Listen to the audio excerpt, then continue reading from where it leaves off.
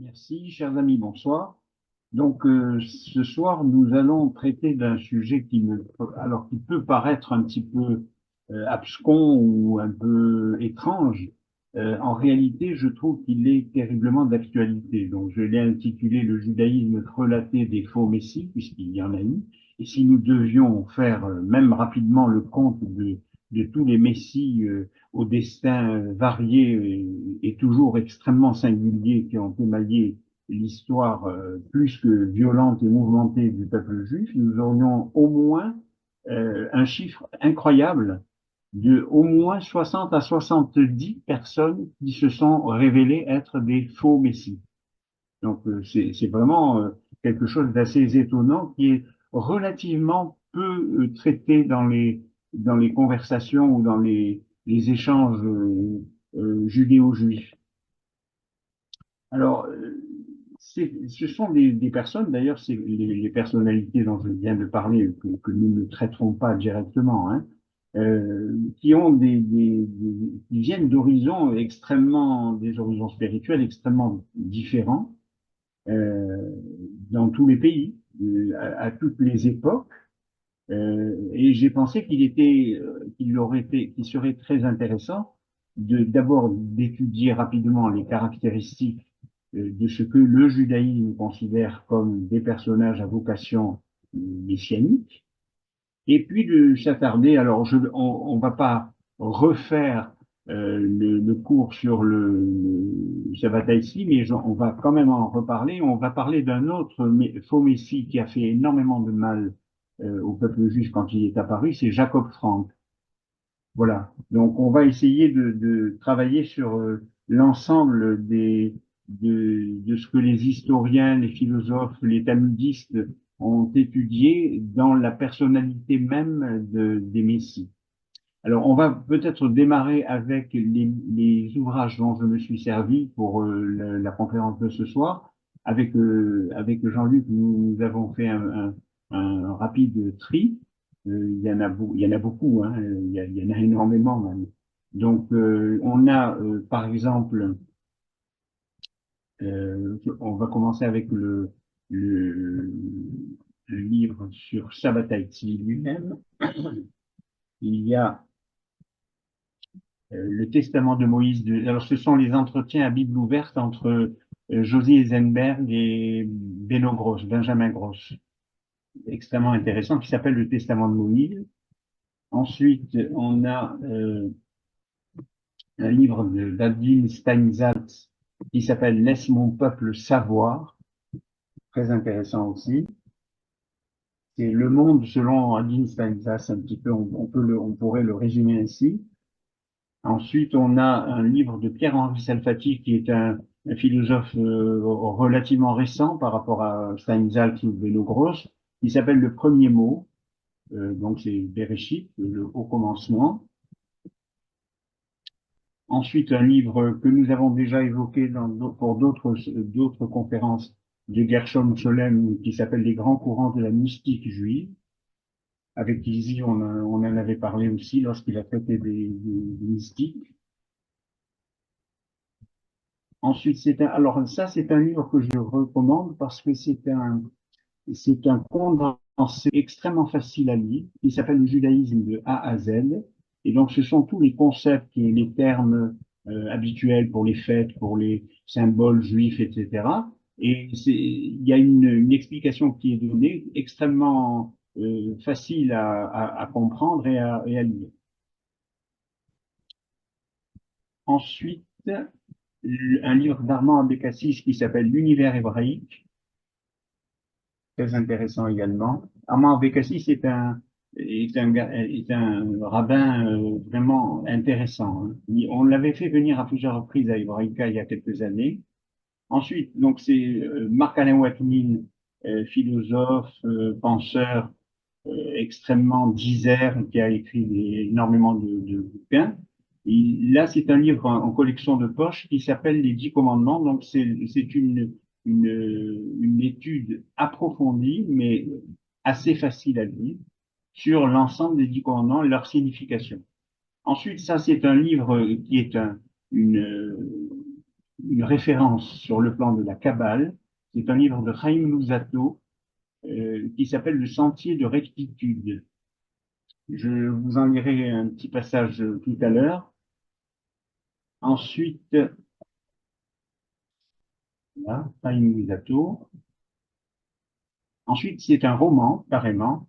Alors, vous savez combien Marek Alter est extrêmement prolifique en termes d'ouvrages romans ou essais philosophiques, etc.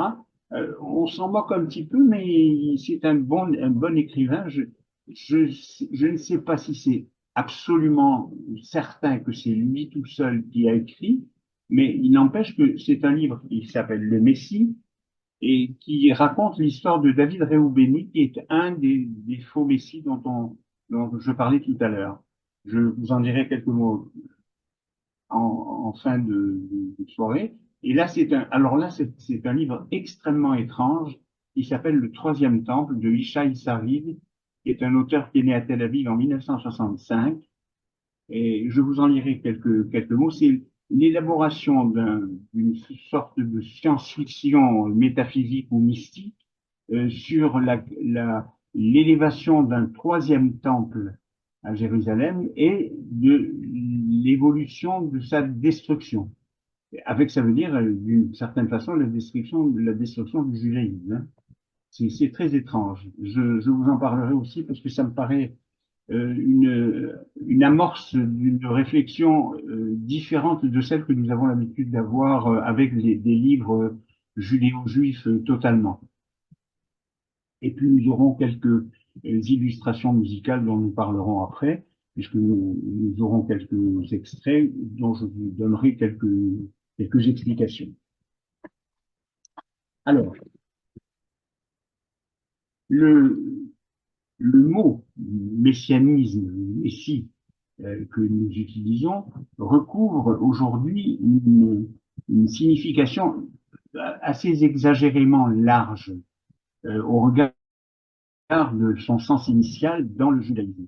En effet, des théories, des mouvements politiques, des mouvements religieux sur tous les continents qui se qualifient, qui sont qualifiés de messianiques. Alors, ça peut atteindre les phénomènes de mode, les stars du show business, des hommes politiques dits providentiels, etc. Même s'ils n'ont pas ou peu de lien véritable avec le sens profond hébraïque du mot Messie, ils ont donc en commun de prendre place dans un contexte sociale de la venue dans un contexte de crise, on va dire déjà, de crise et de souffrance, pardon, de souffrance sociale et politique, et de ce fait de croire, fait de cette souffrance, de croire en la venue d'un Messie libérateur qui rétablira une sorte de vérité intrinsèque et qui instituera un nouvel ordre spirituel et moral dans le monde. C'est ça, le terme de Messie, la vocation du Messie, c'est ça. C'est arriver à un moment de souffrance pour pouvoir proposer des éléments on pourrait dire de rectitude, d'amélioration, de développement, de résilience. Voilà. Donc, du coup, toutes ces extrapolations, pour séduisantes qu'elles puissent être, elles prennent leur source dans le judaïsme antique. La condition humaine a ceci de particulier qu'elle s'accommode fort bien de l'espérance en une rédemption comme palliatif idéal à la souffrance. C'est comme ça que je le vois. Les explications d'ordre psychologique ou théologique sont relativement connues. Par contre, on aborde avec davantage de doute l'idée d'une certaine influence culturelle des civilisations limitrophes du royaume d'Israël. Parce que, par exemple, dans la civilisation égyptienne, le pharaon était considéré comme un messie. Dans la civilisation mésopotamienne, babylonienne ou assyrienne, il y avait également des personnages héroïques qui étaient considérés comme des messies. Donc, par exemple, celui qu'on a l'habitude de comparer à Noé, le héros Gilgamesh. c'est pourtant un lien très particulier, très spécifique, très intime qui s'est installé entre le peuple d'Israël et son Dieu, puisqu'il prend la forme essentielle de l'alliance, de l'idéologie sacrée du temple et de la royauté. Pourtant, les assauts répétés des Babyloniens contre le royaume de Juda et sa capitale Jérusalem, au 5e siècle avant l'ère moderne, vont mettre à mal ce lien. Les événements tragiques qui endeuillent le peuple juif contredisent la puissance de Yahvé sur sa terre. C'est un peu comme ça qu'on peut le décrire ou l'analyser. La dernière déportation, par exemple, de l'élite judéenne en 587 avant Jésus-Christ oblige le roi et sa cour à partir en captivité à Babylone. Alors le roi, pourtant, c'est une forme de messie, on va voir pourquoi. Il a été contraint de s'enfuir, d'être prisonnier à Babylone. Le temple de Jérusalem est détruit. Lorsque Cyrus, alors c'est ça qui est très étrange et c'est pour ça que c'est intéressant d'analyser, de réfléchir à ce type euh, d'extraordinaire résilience, si on peut dire. Lorsque le roi Cyrus, qui a vaincu les Perses, les Babyloniens, pardon, et il est considéré par les tenants il est considéré par les tenants d'un retour au judaïsme orthodoxe comme un véritable messie, puisqu'il a permis, avec un calcul dont je ne pourrais pas donner les explications, mais qui a une réalité gématria, 70 ans après l'exil à Babylone, Cyrus a donné l'autorisation au peuple juif de retourner en Terre Sainte pour reconstruire le temple. Et nous en avons la preuve. Ce ne sont pas des ondits ou des babioles un peu infantiles. Non, non, pas du tout. Au British Museum de Londres, il y a un rouleau qu'on appelle l'édit d'Ecbatane, qui est une ville de Mésopotamie. L'édit d'Ecbatane, c'est l'édit dans lequel Cyrus donne la possibilité au peuple juif de retourner à Jérusalem pour reconstruire le temple. Donc, du coup, Cyrus a presque une vocation de messie pour les juifs.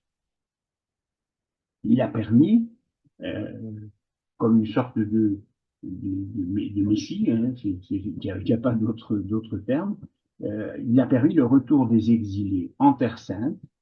Et du coup, à ce moment-là, plusieurs questions ont agité les Juifs. Les exilés sont-ils plus légitimes dans l'exercice du pouvoir que les Juifs, puisqu'il y en eut, qui sont demeurés en Judée, de la même façon que vous savez, on l'a déjà dit à plusieurs reprises, hein, c'est pas une invention de notre part, c'est une simple remarque absolument vérifiable.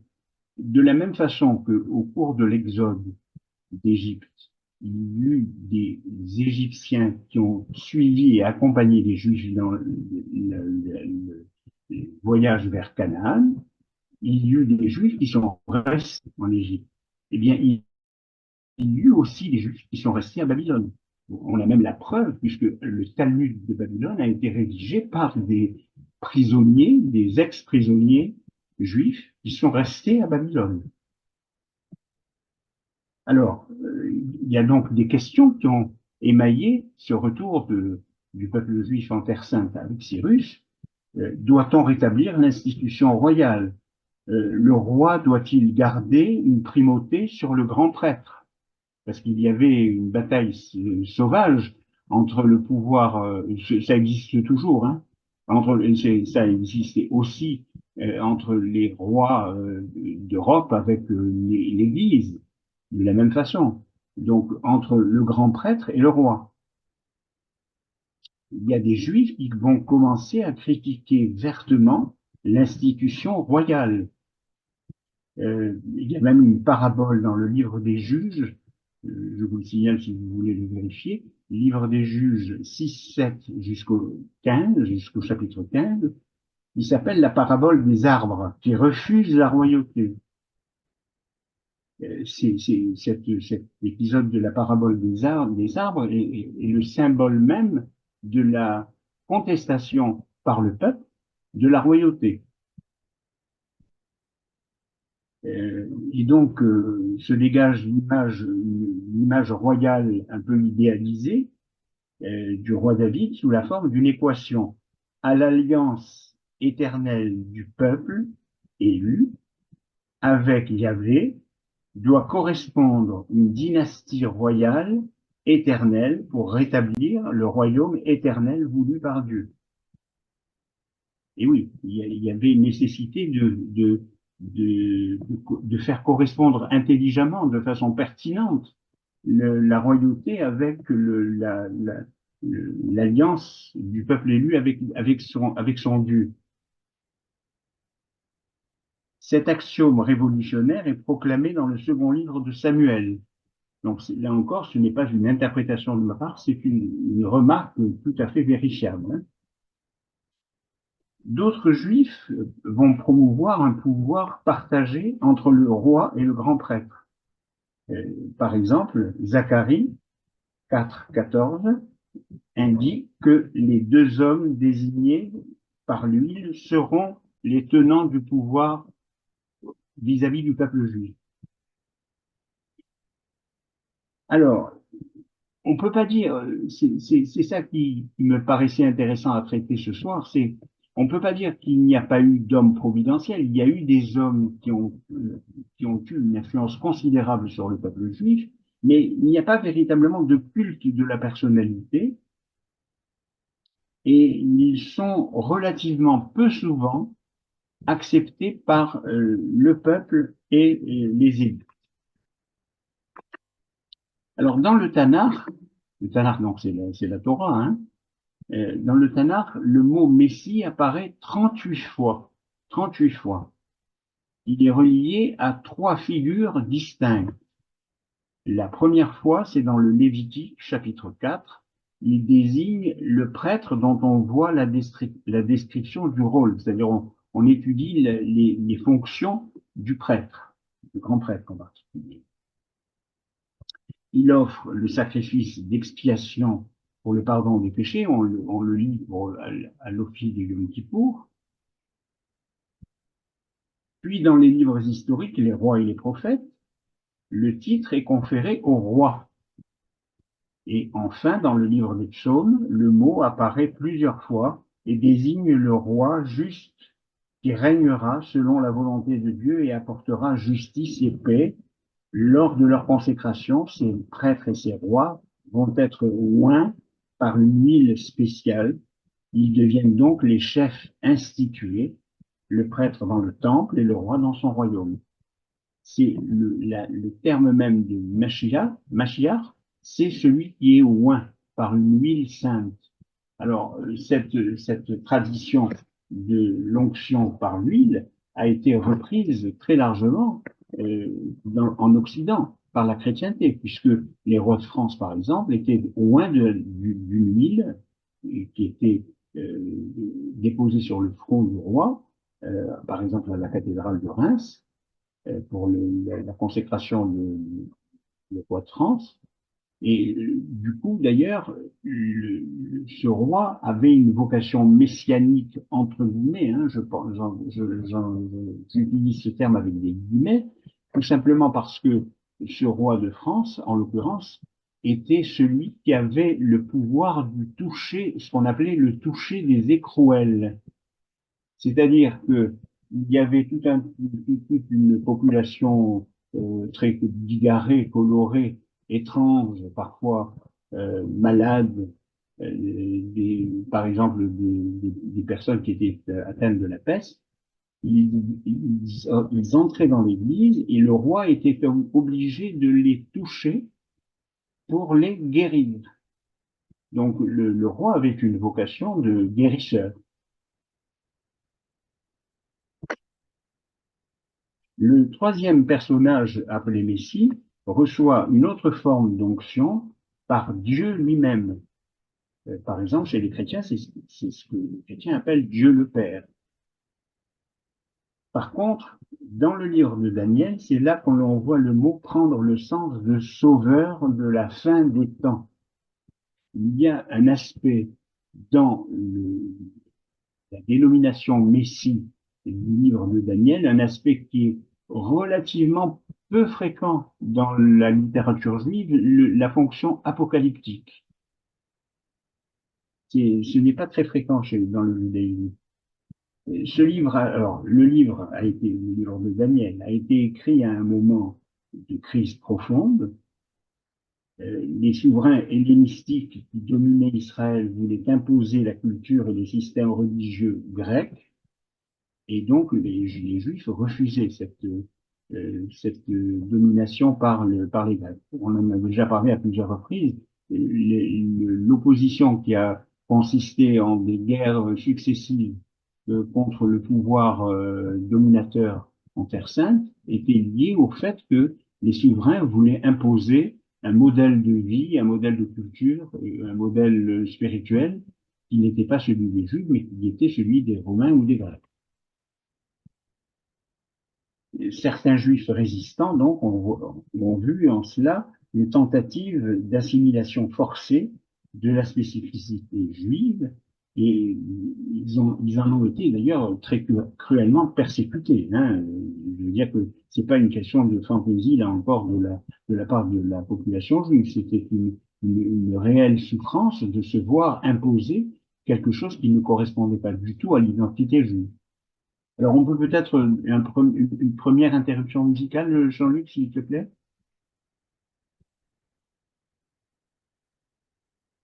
Alors, cette œuvre que personnellement je trouve très belle, c'est une œuvre d'Ernest Bloch, qui est un compositeur juif de la fin du XIXe siècle, né en Suisse. Et j'ai voulu insister auprès de Jean-Luc pour qu'on passe une sorte d'oratorio qui s'appelle Voice in the Wilderness, la voix dans le désert, puisque c'est la voix du Messie précisément. Alors c'est le violoncelle on dit que le violoncelle est un peu l'équivalent de la voix humaine, c'est très vrai. Le violoncelle est interprété par Julius Berger, je crois qu'il s'appelle. Oui, c'est ça, Julius Berger, et l'Orchestre symphonique national de Pologne est dirigé par Anton Wier. Voilà, ça me paraissait intéressant. Alors, maintenant, nous allons passer à la définition du Messie. Le mot Messie, donc, Mashiach en hébreu, Meshkra en araméen, Christos en grec, ancien. Alors, Christos, c'est aussi le poisson en grec. Et lorsque les premiers chrétiens se retrouvaient entre eux en se cachant, ils se faisaient des signes sur le sol avec des bâtons, ils dessinaient un poisson. Puisque le poisson, c'est donc le Fils de Dieu sauveur. Et c'est ça que ça veut dire. Donc Christos, c'est Fils de Dieu sauveur. Al-Nasir en arabe, donc c'est celui étymologiquement, c'est celui qui est loin, hein, nous l'avons dit tout à l'heure. C'est une figure assez centrale de la foi juive. Hein. Les prophéties ont annoncé qu'un homme de la lignée du roi David amènerait à la fin des temps une ère de paix et de bonheur éternel, dont bénéficierait, alors c'est ça qui est intéressant et c'est ça qui me paraît utile de développer, c'est que c'est ce dont vont bénéficier donc la paix et le bonheur, ce n'est pas seulement la nation juive, mais aussi le monde entier. Donc il y a une vocation universelle du messianisme. Le Messie dans la Bible hébraïque, c'est un homme saint, intronisé dans sa fonction par l'onction consacrée. Ce sont d'abord donc les prêtres, les Kohanim, et les instruments, oui, c'est ça, les instruments du culte dans le temple qui bénéficiaient de cette onction. Alors, je l'ai déjà évoqué à plusieurs reprises dans nos interventions des jeudis de Eureka. il y avait deux bêtes qui étaient consacrées, qui étaient sacrifiées, en particulier le jour de Yom Kippour. Il y a le taureau qui était consacré au remerciement à Dieu. Donc c'est le taureau classique, sacré. Et il y avait le taureau dont on ornait les cornes avec un ruban rouge, on envoyait à Azazel dans le désert et qui était porteur de tous les péchés du peuple d'Israël. Les péchés, le bouc émissaire. C'est de cette tradition donc du temple de Jérusalem qu'est née la notion de bouc émissaire que Jean-Luc a montré là dans les livres qui nous ont servi précédemment, qui s'appelle Le bouc émissaire donc de René Girard.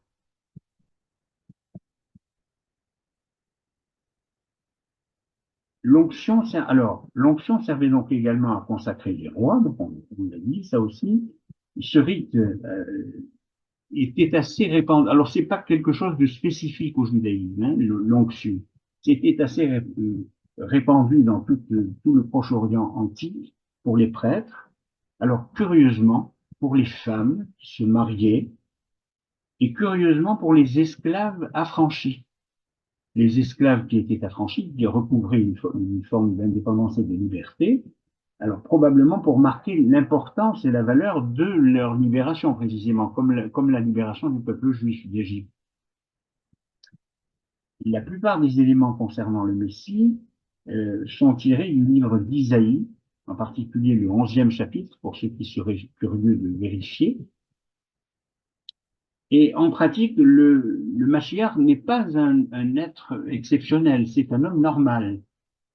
Il est né d'une femme ordinaire et il n'y a pas de caractère divin ou surhumain. C'est pas Superman. C'est un être humain tout à fait normal, classique. Selon une tradition répandue, il est dit qu'un messie potentiel se lève à chaque génération, mais il ne peut accomplir sa mission que si la providence suprême estime, alors c'est très profond, hein, estime que la génération en question en est digne. C'est-à-dire que si aujourd'hui on n'a pas encore de Messie, et Dieu sait que le monde est devenu fou, c'est que précisément la société, les êtres humains qui composent cette société ne sont pas dignes de la venue d'un Messie. Selon les sages, il y a d'ailleurs deux Messies. Le premier, ce qu'on appelle le Mashiach ben Yosef, c'est celui qui réalise les étapes de la consécration messianique. Ce sont des étapes intermédiaires en fait, pratiques, comme par exemple le rassemblement des exilés du peuple juif. C'est-à-dire, il ne peut y avoir Messie que si l'ensemble des Juifs du monde se retrouvent en Eretz Israël. Et il y a l'autre Messie, le second, c'est le Mashiach ben David, qui est le Messie plutôt spirituel, celui-là. Ce Mashiach ben Yosef est de la tribu d'Éphraïm, il descend donc de Rachel, hein, tandis que le Mashiach ben David descend de la tribu de Juda et il descend de Léa. Cette croyance est assez prégnante dans la littérature rabbinique, la littérature en particulier post-exilique, et elle est particulièrement intense à l'époque du Second Temple, avec de nombreux juifs qui assimilent l'Empire romain avec ses exactions cruelles, avec ses exagérations dominatrices, avec les nations que le Messie, fils de David, doit combattre. Il y a donc une assimilation entre ce que peuvent vivre les Juifs dans les différents éléments des avatars de son histoire, avec la notion de combat du Messie contre le mal. Les prétentions à la messianité de plusieurs personnages, certains étaient sincères, hein, et d'autres extrêmement douteux, ont été étudiés et coïncident souvent avec des périodes très difficiles de massacres. C'est pour ça que je vous disais que le judaïsme est frelaté, certes, mais il est frelaté parce que il est vécu à un moment tragique de l'histoire du peuple juif. Des massacres, des oppressions, des expulsions, des conversions forcées, des tortures, en tout cas des grands malheurs collectifs. Et le philosophe Emmanuel Lévinas pense qu'il faut assimiler la quête du Messie, propre au peuple juif, à un refus. Alors, écoutez bien parce que ça nécessite de la réflexion. Hein. Il considère donc que il faut assimiler la quête messianique propre au peuple juif à un refus obsessionnel d'une condition temporelle, précaire et douloureuse. C'est le refus de la précarité de l'être humain, en fait. En réalité, les êtres humains expriment ainsi un déni de l'exil spirituel dans lequel ils sont désespérément confinés. On en a vécu il y a quelque temps, le confinement. Ou peut-être est-ce également le combat entre les puissances des ténèbres et du chaos contre celles des lumières et de la spiritualité juive. Ce sont des choses, des éléments importants dans la compréhension élevée, sublime de la spiritualité juive. Issu du lignage de David et exécutant de la volonté divine, le Messie a pour fonction, lorsque les temps seront échus, hein, encore une fois, si les conditions de la venue du Messie sont réunies, l'humanité donc rachetée et réhabilitée, de nous affranchir de la malédiction du péché. C'est un rachat de l'humanité, une restauration du règne glorieux du royaume de David. Le Messie est le Fils, ce qu'on appelle, alors ça c'est Beno Gross qui parle comme ça. Le Messie est le Fils du devenir. Il réside en puissance potentielle en chacun de nous. Ça c'est très intéressant. C'est-à-dire que c'est pas forcément un personnage qui va venir demain ou après-demain. C'est peut-être moi, c'est peut-être toi, c'est peut-être lui, c'est l'autre. L'autre est une figure messianique. Le Messie brise la matière pour restituer l'âme de la vérité et l'éclat du feu primordial. Il va instaurer le royaume de Dieu sur terre et son arrivée au milieu de l'humanité va susciter à la fois crainte et tremblement. Je cite un livre de Schopenhauer qui s'appelle comme cela, Crainte et tremblement, de Kierkegaard, pardon, Crainte et tremblement, effroi et espérance, et elle précède, alors ça s'accompagne de plein d'éléments qui peuvent apparaître comme extraordinaires ou miraculeux, qui sont la résurrection des morts, le jugement dernier, l'immortalité de l'âme et la fin de l'histoire. Puisque là, Dieu n'intervient plus, c'est la fin de l'histoire. Au sein du judaïsme, le Messie est conçu en tant qu'être humain. C'est un roi, certes, mais jamais un Dieu. Il n'y a jamais aucune initiation à une forme d'idolâtrie dans le paradigme messianique juif.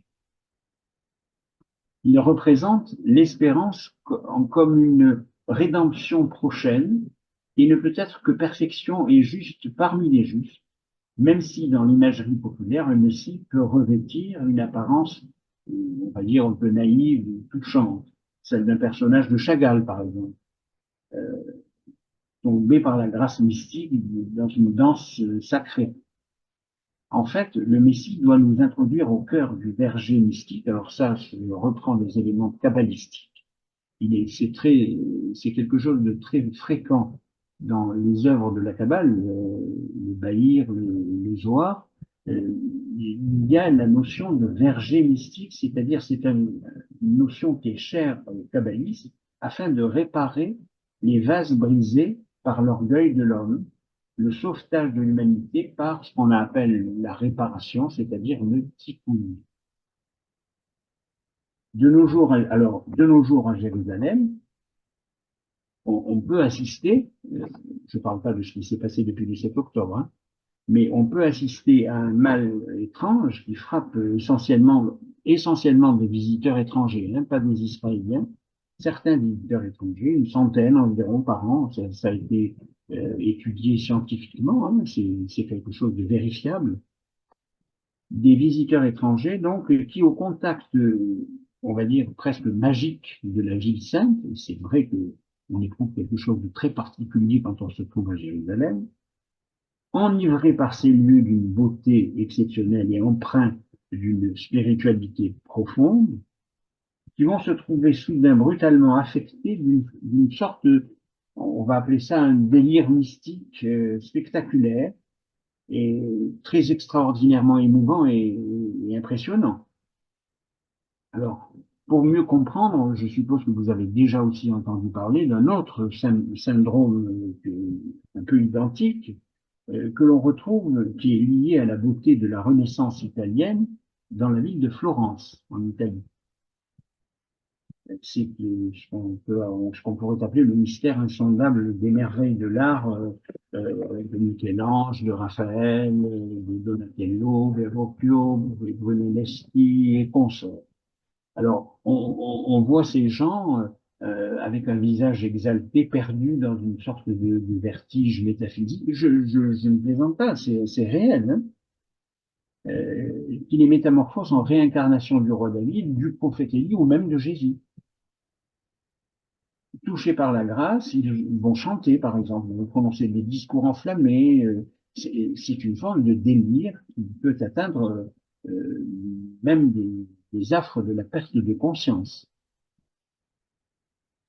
Il y a une équipe médicale qui intervient, donc, parce que c'est un aspect médicalement assisté, si je veux dire, qui intervient régulièrement sous la direction vigilante d'un spécialiste actuellement. Hein. Alors ça changera probablement pour les années futures, mais le spécialiste qui intervient pour soigner ces personnes qui sont atteintes de délire mystique, il a un nom un peu prédestiné puisqu'il s'appelle Meir Bar-El, le fils de Dieu, pour atténuer les errements impressionnants de la personnalité atteinte du syndrome sacré de la messianité. Peut-être une deuxième interruption musicale, s'il te plaît, Jean-Luc. Alors, c'est un disque que je possède depuis quelques années, une collection de musique sacrée qui s'appelle les chants sacrés juifs. C'est avec les chœurs de la grande synagogue d'Amsterdam. Et j'ai souhaité avec Jean-Luc que nous écoutions le Kol Nidre. Donc il y a un certain nombre de chants évoquant les grandes fêtes, hein, Rosh Hashanah, Yom Kippour, etc. Et donc le Kol Nidre, c'est le chant d'introduction à la fête de Yom Kippour qui se chante et qui se lit la veille du jour de Yom Kippour. Voilà. Et le chef d'orchestre s'appelle Hans Bloemendahl. Alors, que le Messie réponde ou non aux critères énoncés par le judaïsme, euh, une orthodoxie d'une part pour les espérances, voire les superstitions d'autre part, des sens populaires, ou encore les diverses utopies sociales, il devra englober dans son projet toutes les tendances et toutes les attentes. Il va devoir effacer tout antagonisme et contradiction. Il est le sauveur par excellence. Donc, il doit atteindre une forme de, de respiration collective. Il réhabilite l'athée, le renégat, le mécréant, l'incrédule, dans un même amour.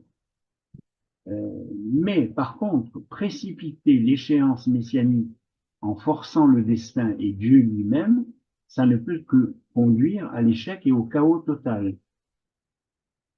Alors, l'exemple le plus typique, précisément, c'est pour cette raison qu'on parle des faux messies, l'exemple le plus typique étant au XVIIe siècle les aléas tragiques qui ont résulté de la désastreuse épopée relative au mouvement initié par Sabbatai Tzvi, le faux messie, et son agent, parce que Il n'était pas tout seul, il avait un agent, un promoteur, non pas immobilier, mais un promoteur commercial, si je peux dire, qui s'appelait Nathan de Gaza. Gaza, déjà. Donc, l'épopée de sa bataille de vie, on va pas y revenir trop largement. Je vais en dire quelques mots, mais on va plutôt s'attacher après à Jacob Frank. D'accord? Alors, sa bataille de vie, Tzvi, hein, ça s'écrit Z-V-I, ou T-Z-V-I, ou Z-W-I, enfin bon. Euh, il est né à Smyrne, dans l'Empire ottoman. Son père était courtier. Donc, Smyrne, c'est l'équivalent d'Izmir aujourd'hui, hein, en Turquie. Le 1er août 1626, et il est mort le 17 septembre 1670 en exil à Dulcino, au Monténégro. On a redécouvert sa tombe en 1985 au Monténégro. Il est donc l'inspirateur de la secte turque des Sabbatéens d'Anmé. Ça existe encore, il y a encore des gens aujourd'hui qui se réclament du sabbatianisme d'Anmé. Son père est séfarade, hein, négociant, et sa mère est Clara, elle est ashkénaze. Il avait deux frères, Élie et Joseph. Il a étudié auprès d'un grand rabbin d'Izmir qui s'appelle Joseph Escaffa, auprès duquel il reçoit une éducation biblique réelle. C'est-à-dire, on dit faux messie, mais il était parfaitement au courant de ce qu'était le judaïsme. Euh, il connaît également l'éducation talmudique, kabbalistique. À 18 ans, ses maîtres vont le reconnaître comme un Raham, c'est-à-dire un sage. Donc ça veut dire qu'il avait déjà une maturité, une intelligence un peu hors du commun. L'année 1648 va marquer, alors sur le plan international, si je peux dire, la fin de la guerre de 30 ans qui a ensanglanté l'Europe. Mais c'est surtout l'année des terribles et meurtriers pogroms, pardon, sous la direction de l'Ukrainien cosaque Bogdan, alors je ne garantis pas la prononciation, Chmielniki, Bogdan Chmielniki. Il voit l'extermination de dizaines de milliers de juifs. Donc, étant donné qu'il y a un drame, une tragédie terrible qui atteint le peuple juif, bof, automatiquement, il va y avoir tentation de recréer une forme d'espérance avec la venue d'un faux Messie.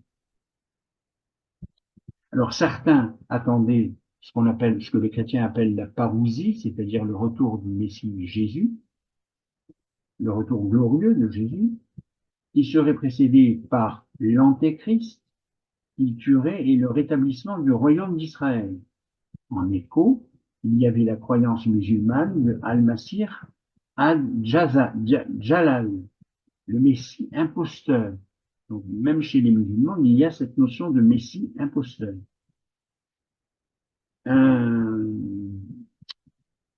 Ce Messie imposteur, c'est quoi? C'est un démon, je cite, hein, c'est un démon borgne suivi par les Juifs dans l'eschatologie musulmane.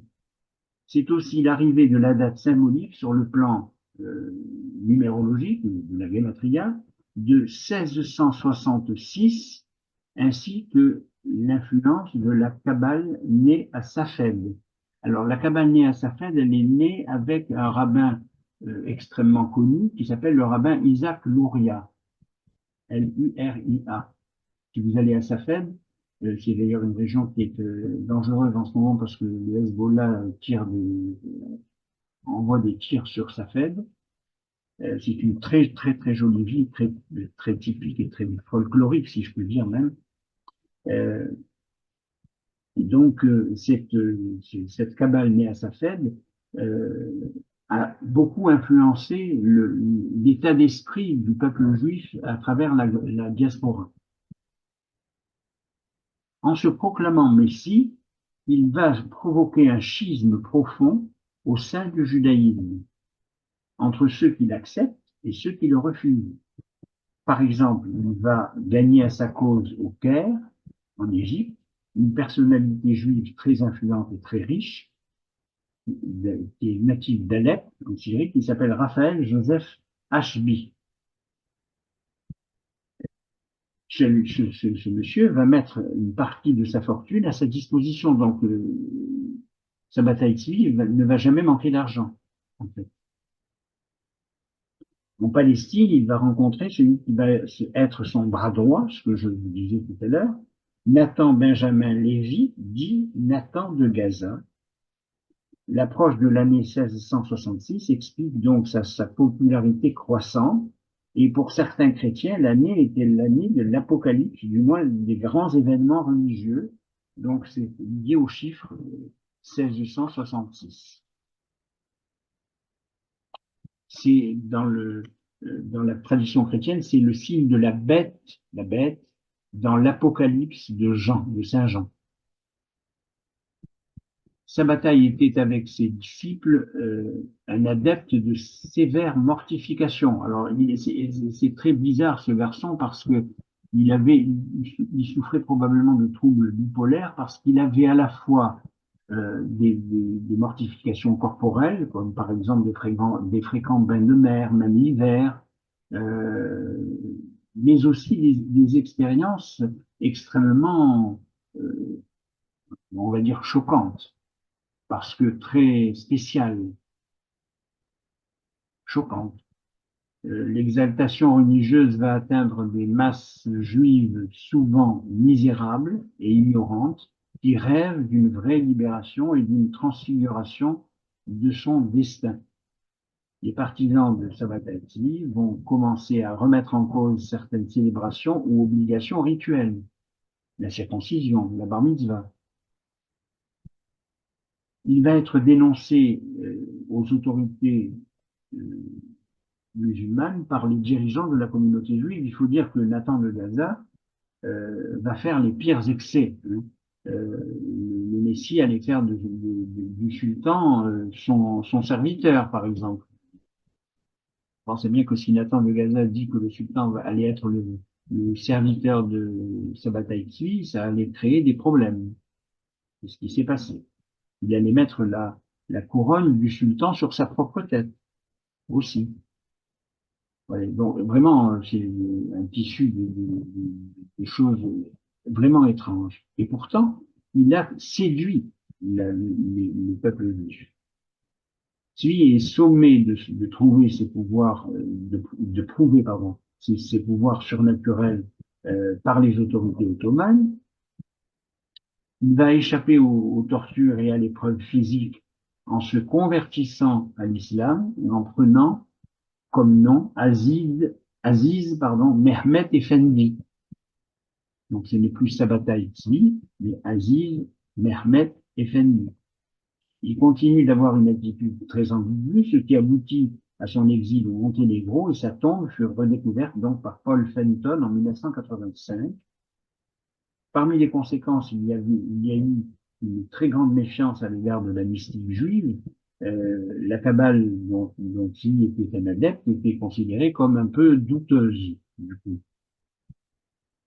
Alors je passe un épisode très bizarre et particulier. Il s'est marié avec une jeune femme échappée d'un pogrom de Pologne qui s'appelait Sarah. Il s'est marié avec elle sur un char tiré par des lions. Excusez du peu, des lions. Et donc le judaïsme devient très méfiant à l'égard du messianisme et de la mystique et va développer un certain durcissement doctrinal notable. Et c'est contre cette sécheresse de la vie religieuse que va naître le mouvement chassidique du Baal Shem Tov. Voilà, très rapidement, hein, je fais exprès de ne pas m'appesantir comme je l'avais fait la dernière fois, et nous allons maintenant parler de Jacob Frank. La réputation de Jacob Frank, alors Gershom Scholem qui l'appelle l'un des derniers grands messies à vocation diabolique.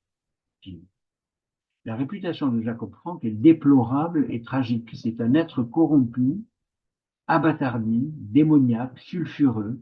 C'est un personnage aux multiples facettes qui aimait entretenir le mystère et vivait dans l'ambiguïté et le stupre. C'est-à-dire qu'il avait plusieurs femmes. Enfin, c'était du grand n'importe quoi, sans aucun scrupule.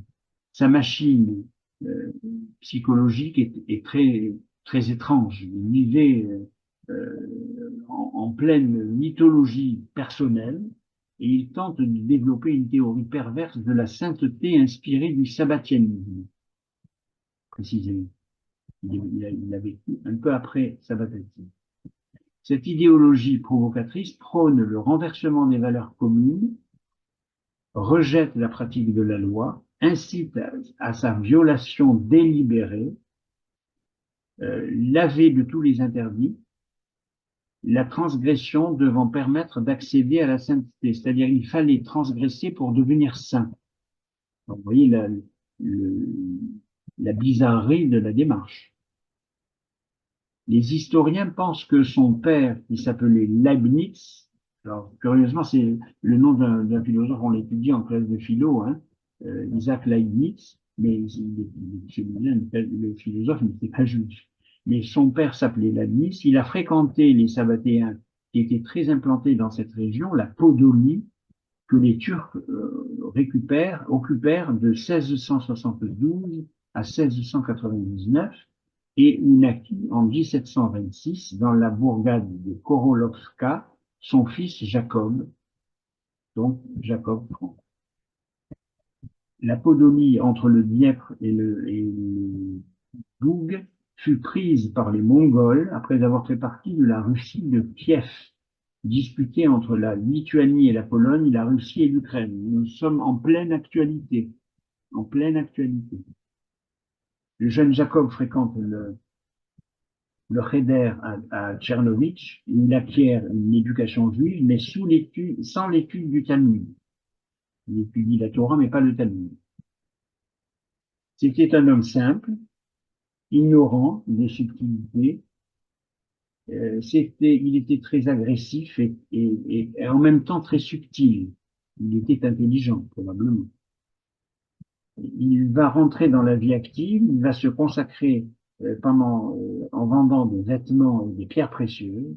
Il va fréquenter un leader des damnés de Salonique, des damnés donc de Sabbataïti, de Salonique, qui va l'initier aux pratiques sabbatéennes des Maamim, les croyants.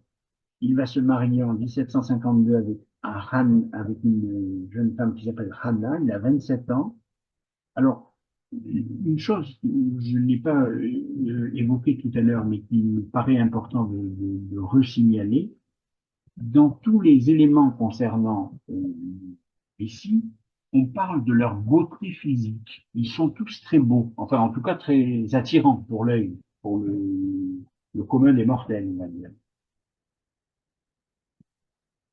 Et il a un physique agréable, il est coiffé à la turque avec un turban, avec une fine moustache, un visage aristocratique. Il va paradoxalement étudier, alors c'est paradoxal, puisque c'était un peu une méfiance vis-à-vis de la Kabbale, il va étudier le Zohar, il va effectuer un pèlerinage nécessaire en se rendant sur la tombe de Nathan de Gaza, le mentor du Sabbat-Aïti.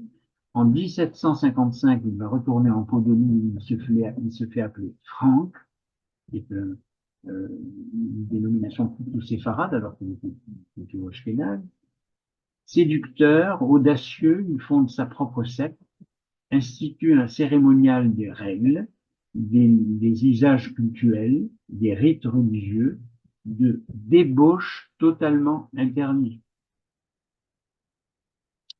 Les participants à cette, excusez-moi le terme, mais c'est une partouze.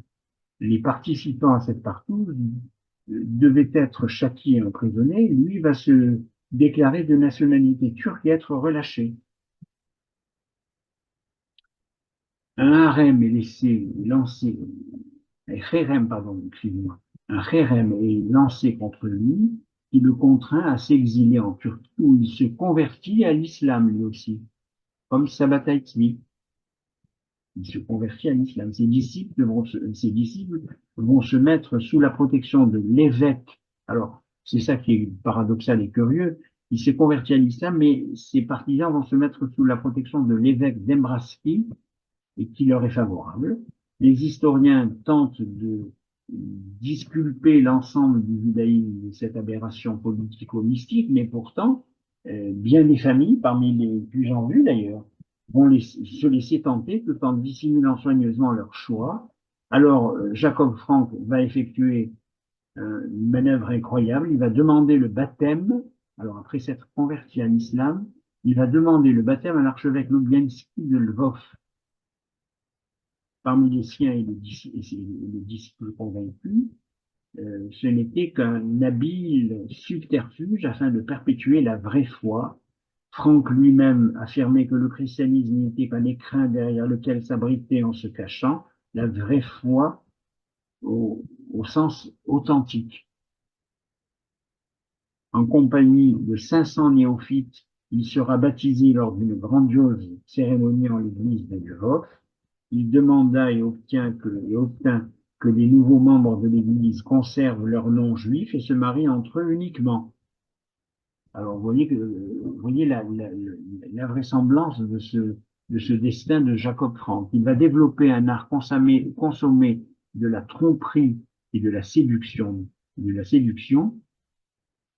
de l'art d'être chrétien et juif sans avoir à en assumer les obligations. Le maître mot extrêmement dangereux, c'est la dissimulation. C'est une forme de taqiyya. Considéré comme un saint, Jacob Frank fut baptisé une deuxième fois dans la cathédrale de Varsovie par le roi Auguste III, qui sera son parrain. Le jour de Kippour, des rites bizarres, sexuels, furent célébrés et dénoncés aux autorités. Convaincu d'apostasie, Frank est arrêté et incarcéré à la forteresse de Tcheskova, où il passera 13 ans. Et dans cette forteresse, on y vénère particulièrement la Vierge. Donc, Jacob Frank va encore sévir. Il va faire savoir à ses disciples que la Shérina, la présence divine à laquelle il donne le nom d'Alma, n'est autre que la Vierge Immaculée. La Shérina, c'est la Vierge. Un pas de plus dans le domaine où il excelle, c'est-à-dire l'ambiguïté, la dissimulation. Il réussit à entrer en contact avec le prince Repnin, l'ambassadeur russe, qui le fait libérer. Il devient agent espion. C'est un véritable scénario hollywoodien, Jacob Frank. Hein. En 1770, Sarah, son épouse, meurt, et donc las de devenir honorable, il va par là, excuse-moi, là, de devenir honorable, il va partir pour Brno, où il se fait héberger par sa cousine, riche et influente. Il organise, ou instaure plutôt le chaos total, d'où seuls peuvent jaillir la lumière messianique, la rédemption par le mal absolu, le désordre, la révolution totale, la subversion, la débauche. On peut faire une autre interruption musicale et on va ensuite terminer.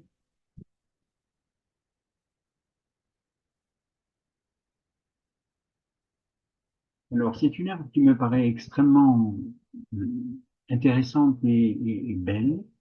C'est un Avodat HaKodesh, un service sacré pour le Shabbat, écrit par Darius Milhaud, qui est un compositeur français qu'on peut avoir appelé le juif du pape, puisqu'il était né à Carpentras.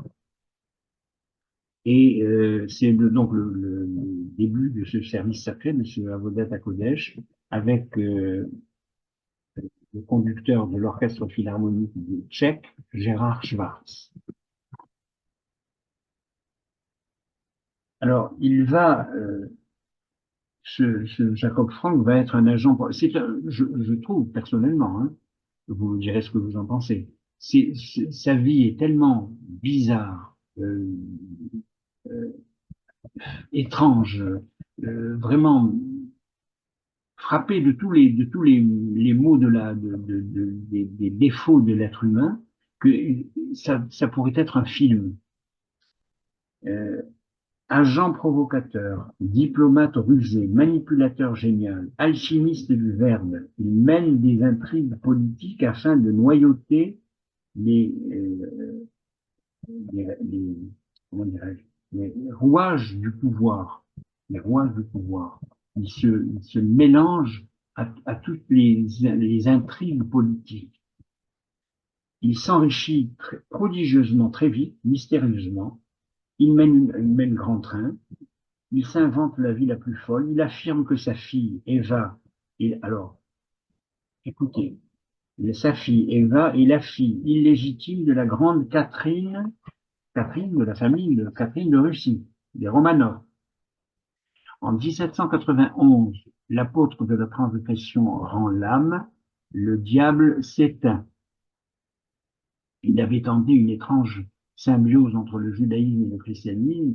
Il s'en est éloigné avec un rêve pour ne jamais atteindre l'autre rive. Il va frayer la voie à ce qu'on appelle la Haskalah. Je vais traiter dans un prochain jeudi des Breaka de la Haskalah précisément, c'est-à-dire l'émancipation héritée du siècle des Lumières français.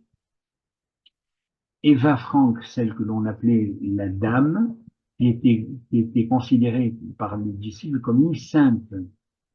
Elle est persuadée d'être une princesse de sang des Romanov et elle va mourir en 1816 en laissant derrière elle des dettes fabuleuses. On peut supposer qu'Adam Mickiewicz, grand poète polonais, est affilié à la secte par sa mère. On peut aussi évoquer le poète lituanien Miloš, ou mieux encore le poète turc Nazım Hikmet, né à Salonique, d'origine polonaise par sa mère. Et n'oublions pas que les tenants de Sabbatai et ceux de Jacob Frank étaient devenus des Dalmés qui composaient la moitié de la population de Salonique.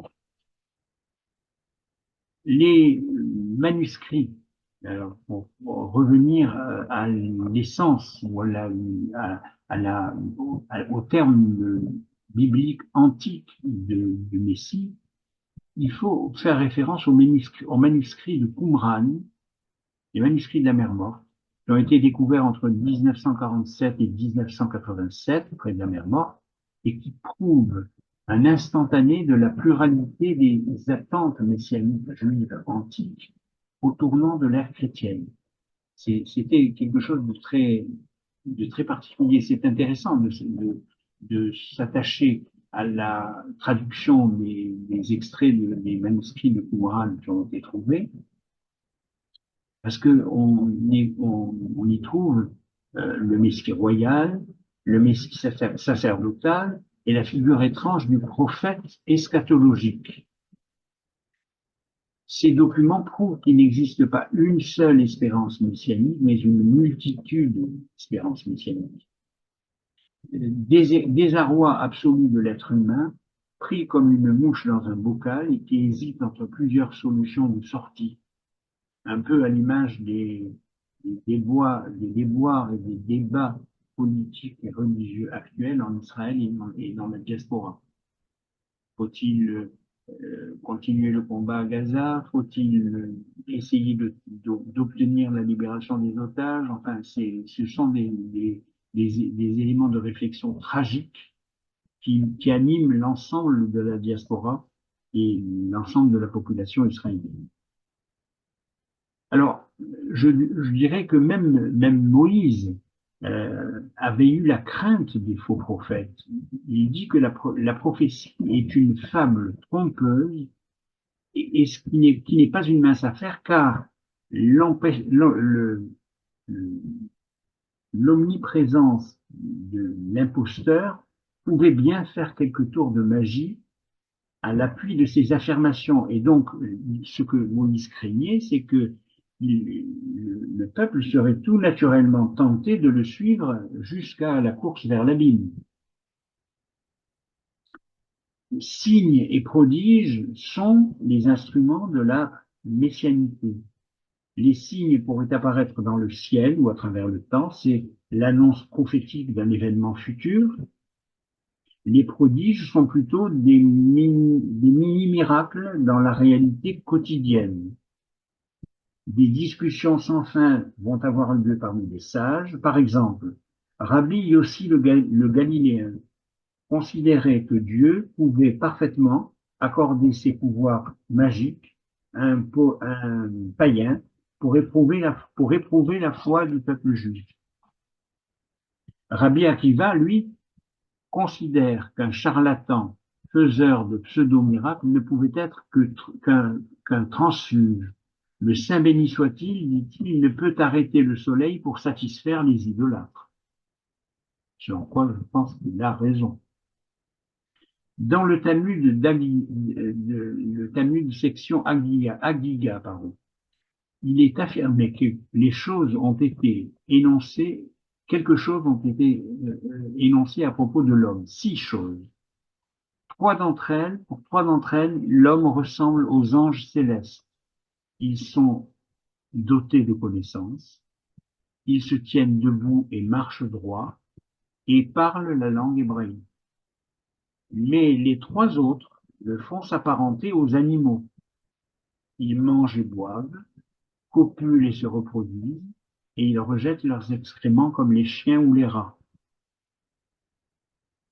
Ce que, modestement, je voulais montrer ce soir, c'est que la perspective ou l'irruption de la mort, de la nôtre ou de celle des autres, suscite en nous des dévastations de nos âmes. C'est un peu ce qui s'est passé le 7 octobre. De la révolte à la résignation, en passant par l'angoisse, le sentiment d'impuissance, l'incompréhension. En outre, elle nous paraît injuste et cruelle quand la mort intervient à la fleur de l'âge, ou au contraire, au naufrage de fin de vie, accompagné de maladies inexorables, de déchéances physiques, mentales, d'innombrables souffrances. Et pourtant, elle est naturelle, inévitable, c'est notre destin d'être humain, le rendez-vous de tous les vivants. Ce que nous avons du mal à accepter, c'est l'horreur, la cruauté sanguinaire, l'invraisemblable chaos qui a toujours accompagné le destin juif. C'est ce qui a suscité chez certains des nôtres les envies étranges de messianité, cette espérance folle dans les pouvoirs d'un être humain doté de compétences surnaturelles. Ce que hier à la réunion des Bravcas, j'ai tenté de résumer avec la formule de Montaigne. Nous savons que nous mourrons, non pas parce que nous sommes malades, mais parce que nous sommes vivants, parce que vivre, c'est apprendre à mourir. Alors, je vais vous lire deux petits extraits pour terminer, 2 petits extraits de texte. Le premier, c'est le sentier de rectitude de Moïse Chaim Luzzatto, l'auteur kabbaliste dont je vous ai parlé. Alors, c'est le chapitre 26. 26 parce que 26 c'est le nom de Dieu. La sainteté se présente à nous sous 2 aspects. Aspect d'exercice volontaire et d'effort au début, aspect de récompense céleste et de don gratuit à son couronnement. En d'autres termes, l'homme commence par se sanctifier lui-même et reçoit en fin de compte la sanctification d'en haut. C'est ce qu'ont enseigné nos sages. Si l'homme se sanctifie quelque peu, il se voit sanctifié encore bien davantage. Sur se sacrifie-t-il ici-bas, il reçoit la sanctification d'en haut. En quoi consiste son effort? À se séparer, à se déraciner entièrement du monde matériel pour s'attacher constamment, à toute heure et en tout instant à l'éternel. C'est la raison pour laquelle les prophètes sont appelés anges, ainsi qu'il est dit au sujet d'Aaron, les lèvres du prêtre sont les gardiennes du savoir. C'est à lui qu'on s'adresse pour connaître la loi, car il est un ange du Seigneur Tsébaoth. Ailleurs, il est écrit de même, ils offensaient les anges du Seigneur, méprisaient ses paroles et se jouaient de ses prophètes. C'est juste pour vous donner le niveau de spiritualité, de réflexion philosophique de ce livre, le sentier de rectitude de Moshe Chaim Luzzatto. Ensuite, petit extrait de Marc Alain Watling, Les 10 commandements.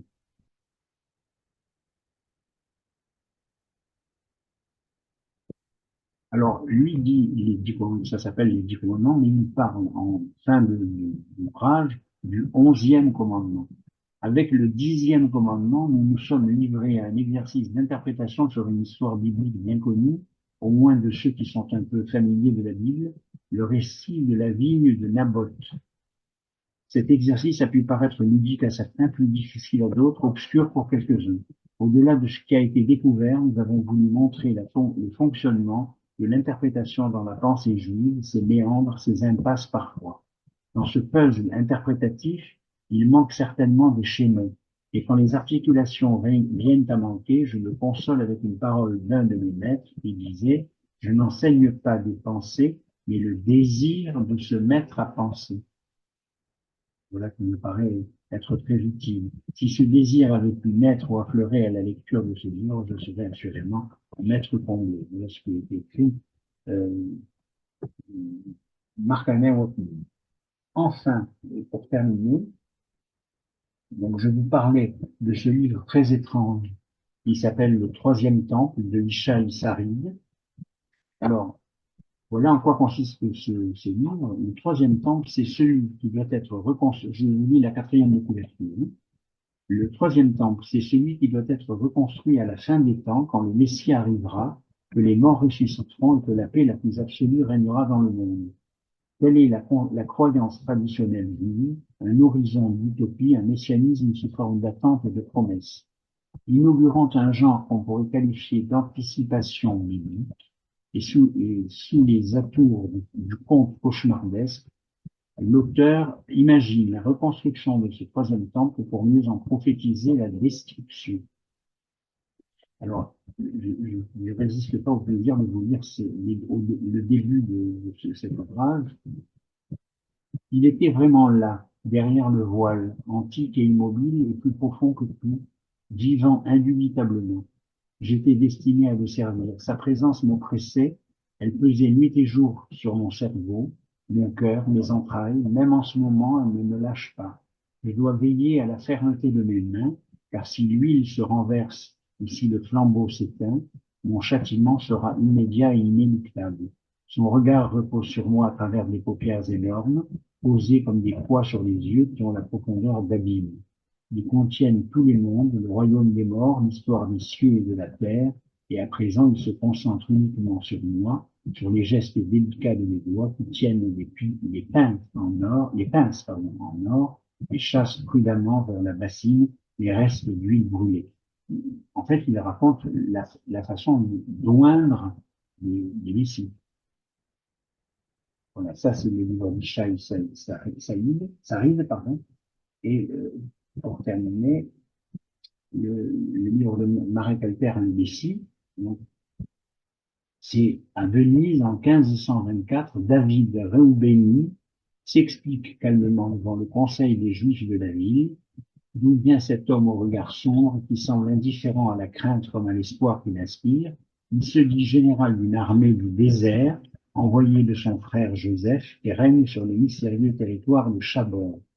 Il expose son projet fou, lever en Europe une armée juive afin de créer un royaume sur la terre d'Israël, alors même turc.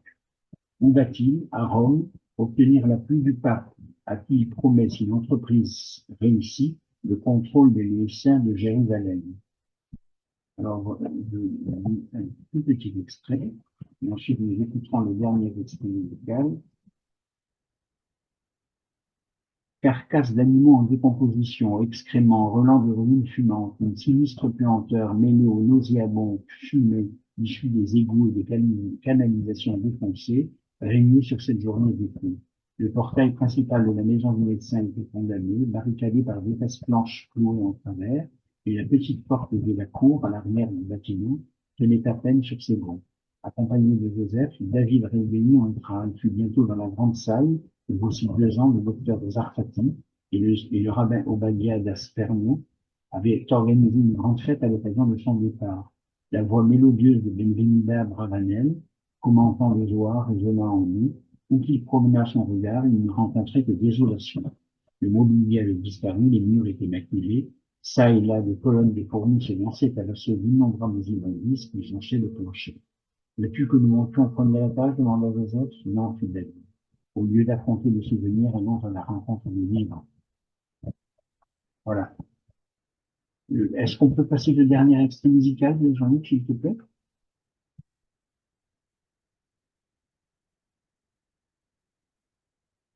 Voilà. J'ai pensé qu'il serait judicieux de terminer avec une œuvre merveilleuse d'un auteur que j'adore, qui s'appelle Gustav Mahler, et c'est la symphonie numéro 1, dite Titan, et dont vous avez entendu le dernier mouvement, c'est par l'Orchestre symphonique de Chicago, dirigé par Pierre Boulez. Et ça me paraît traduire très justement à la fois le désarroi et l'espérance. Voilà. Merci. Merci, merci infiniment, Roger. C'était assez exhaustif, sacrée histoire. Allez, on va passer aux questions. Donc, je me tourne vers vous. Donc, n'hésitez pas à me faire signe pour ceux qui ont une question, une remarque quelconque, hein.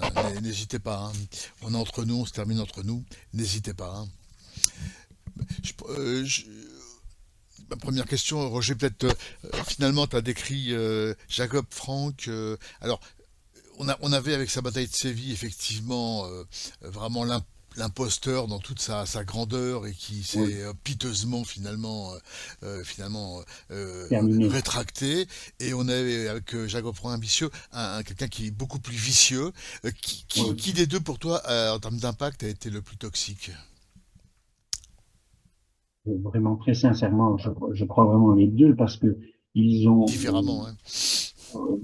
oui, alors c'est pas une réponse de Normand, mais c'est une réponse de juif de base. C'est-à-dire, avec Sabataïti, nous sommes arrivés à la conclusion d'une conversion en islam avec la création d'une secte d'animés. Avec Jacob Frank, c'est le christianisme dans toute sa splendeur. Enfin, c'est du n'importe quoi. Jacob Frank, je crois que Jacob Frank est encore plus vicieux, effectivement, que Sabataïti, même si Sabataïti a été quand même assez loin dans ses errements, hein. Merci Roger. Y a-t-il des... Alors, bien, puisqu'on parle de sa bataille Tsui, on va écouter voir un petit document très court qui dure 2 minutes de Torah Box sur sa bataille Tsui, qui bien sûr reprend largement ce que vous avez expliqué, Roger. On l'écoute. Shabtai erre alors de ville en ville jusqu'à s'arrêter chez Nathan de Gaza, également connu comme un personnage controversé attiré par la Kabbale. Il voit en Shabtai le parfait candidat au rôle de Messie, tandis que lui serait son éminence grise. Nathan de Gaza remarque que la valeur numérique des lettres composant le nom complet de Shabtai correspondent à plusieurs références messianiques dans la Bible. Il affirme alors à Shabtai « Tu es le Messie ». Shabtai voit qu'on le reconnaît enfin à sa juste valeur et adopte l'idée. Ensemble, ils se rendent à Jérusalem. Là, en public, Shabtai se déclare comme le Messie et Nathan comme le prophète Élie qui accompagne le Messie. Nous allons instaurer le jeûne du 9 Av comme un jour de festin. Pourquoi pleurer? Nous sommes sur le point de reconstruire le temple, affirme-t-il. Shabtai offre enfin cet espoir de délivrance que tout le monde attendait, et il est donc cru par le peuple. Nathan commence alors à diffuser la nouvelle en écrivant de nombreuses lettres aux communautés juives du monde. En 1666, la plupart des juifs de la diaspora, du Yémen à Amsterdam, croient en Shabtai. Dans les synagogues, on prie pour le bénir. Son image est imprimée à côté de celle du roi David dans de nombreux livres de prières avec l'inscription « Sauvez notre peuple ». Les juifs séfarades, comme Ashkénaz, pensent enfin être sauvés par la venue du Messie. Mais la plupart des grands sages de cette époque ne se laissent pas duper facilement. Mais d'autres, comme Rav David Halevi Segal, le Taz, depuis la Pologne, décident de laisser une chance à Shabtai en envoyant 2 émissaires l'interroger pour savoir s'il était le Messie. Après 3 jours de débat, le verdict est rendu. Shabtai est bien un imposteur. Malgré cela, l'effervescence messianique était trop importante chez le peuple qui continue à croire en Shabtai. Face à tout cela, le sultan ottoman fait venir Shabtai à Istanbul. S'il est vraiment le Messie, alors il sera de son côté, mais s'il ne l'est pas, il le réprimerait pour maintenir la paix dans l'Empire. Le sultan le convoque donc et lui dit que s'il est réellement le Messie comme il le prétend, il est logiquement immortel. Le sultan dit alors « Je vais faire en sorte que mes archers te tirent dessus avec leurs flèches. Si tu meurs, alors tu es un imposteur, mais si tu ne meurs pas, alors tu es le Messie et je me prosternerai devant toi. » Chaptaï cherche alors une alternative et le sultan lui dit de se convertir à l'islam. Le lendemain, Chaptaï sort fièrement du palais avec comme nouveau nom Aziz Mehmet Effendi, portant un fez et aux côtés d'une femme musulmane. C'est assez remarquable, c'est bien dit et rapidement dit, mais ce qui a été évoqué en particulier me paraît assez étrange, c'est que lorsqu'ils se sont... D'abord, il a eu du succès vraiment auprès de nombreuses communautés dans le monde, communautés juives, mais en particulier quand il est arrivé à Jérusalem, il y a eu un enthousiasme généralisé à Jérusalem, curieusement. Alors que peut-être à Jérusalem, on aurait pu penser qu'il y avait une, une qualité de spiritualité telle qu'on pouvait se méfier plus facilement d'un imposteur. Eh ben non, à Jérusalem, il a eu un succès fou.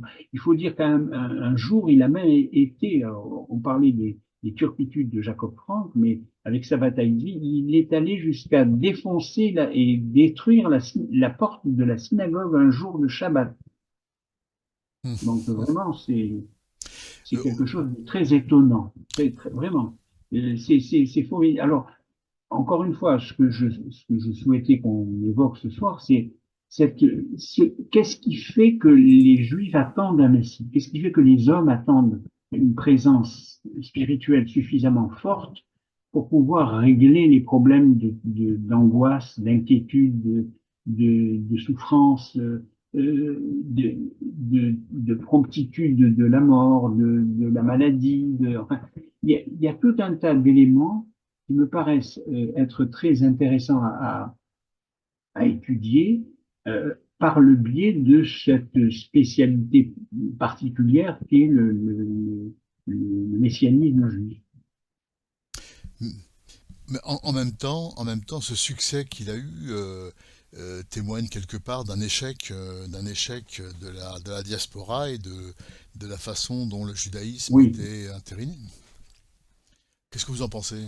C'est aussi la raison pour laquelle, quand on avait traité du chassidisme, j'avais tenté de montrer que le développement extrêmement rapide et très prospère du chassidisme avec le Baal Shem Tov est né de cette espèce de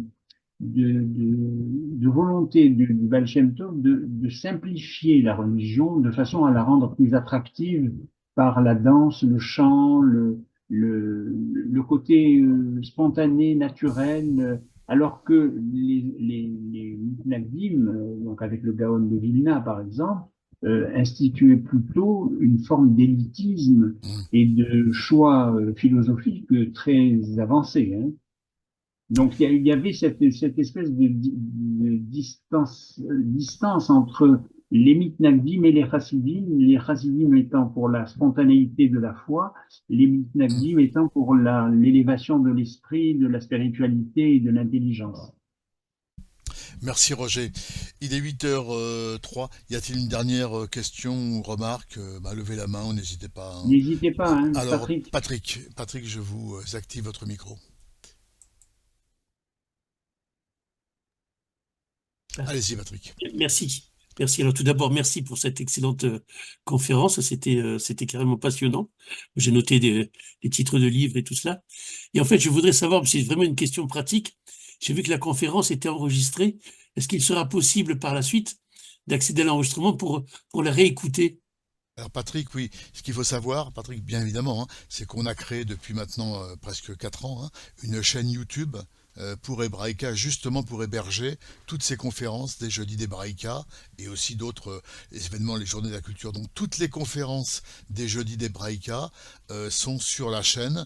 Donc vous allez sur YouTube, vous tapez Association Hebraïka et vous tomberez dessus directement. Voilà.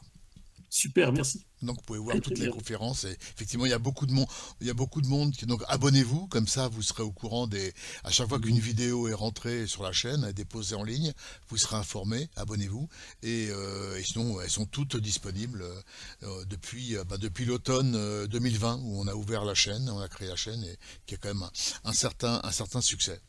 Super, super, merci. Avec plaisir. Donc pas de questions. Alors on va d'abord, avant de se quitter, écouter l'ultime morceau que nous a concocté Roger, et après on parlera du programme.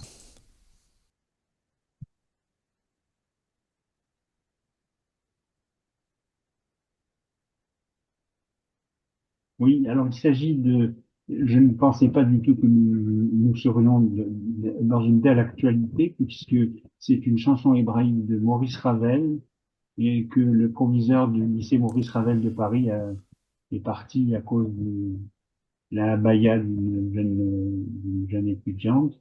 Donc, Maurice Ravel, bien sûr, c'est l'auteur du Boléro, il y a plein d'œuvres magnifiques qu'il a composées, mais il faut savoir qu'il est né donc dans le sud-ouest, du côté de Bayonne, et on dit qu'il serait issu d'une lignée marane, ce qui expliquerait ce talent extraordinaire pour exprimer l'âme juive à travers cette mélodie. Merci infiniment Roger, on peut te remercier vraiment pour on apprend vraiment énormément de choses, c'est vraiment super. Merci à toi. Wow, On va excellent. Merci à vous. Merci, on va Roger. dire un mot du programme sous le contrôle de Anne. Alors voilà donc nos 3 prochaines activités, on se retrouve donc dans une semaine encore avec vous Roger, Oui. toujours pour ce cycle Histoire juive, et on va parler du judaïsme, des nouveaux chrétiens, et vous allez nous parler des origines de l'antisémitisme chrétien, c'est ça?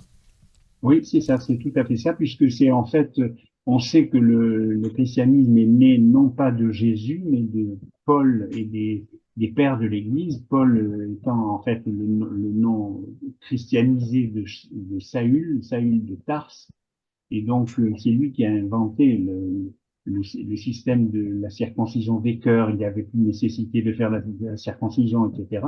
Et c'est grâce ou à cause de lui que d'abord les chrétiens ont été considérés comme une secte juive, y compris par les Romains, et que ensuite est née malheureusement la fameuse accusation de déicide qui a été éliminée avec le Concile Vatican II.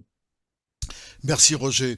Le 11 avril, donc la semaine suivante, ce sera le Maurice. On retrouvera Maurice toujours sur l'armée juive, la résistance, donc dans le cycle Histoire et Mémoire.